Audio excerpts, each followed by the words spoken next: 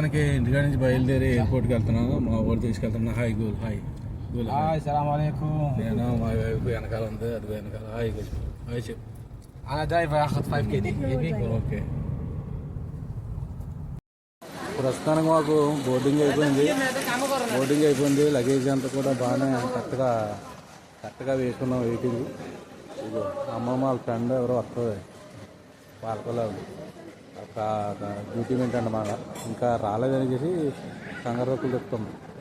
చాలా టైం అయిపోయింది, బోర్డింగ్ అయిపోతున్నాం. చూడు అమ్మాయి.